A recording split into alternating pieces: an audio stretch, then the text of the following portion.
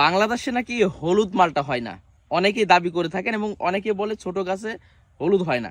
আজকে আমি সরাসরি দেখাই, এই মালটাগুলো দেখুন কেবল রং আসছে, কত সুন্দর এই যে হলুদ রং।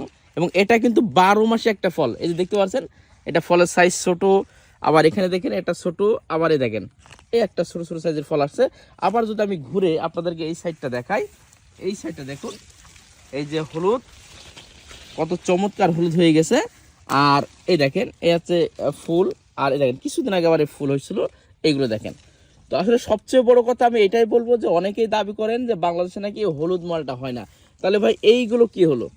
এটা তো হলুদ মালটা, এগুলো কি হলো? আসলে হলুদ মালটা যদি সঠিক পরিচর্যা এবং সঠিক জাত যদি হয় এবং যদি সঠিক নিয়মে চাষ করতে পারেন, তাহলে অবশ্যই অবশ্যই বাংলাদেশেও এই হলুদ মালটা সম্ভব। এবং এটা কিন্তু 12 মাস, এখনো পরিপূর্ণ কালার আসে নাই, এটা পরিপূর্ণ কালার আসবে কিন্তু এখনো প্রায় 15 থেকে 20 দিন কিন্তু সময় লাগবে।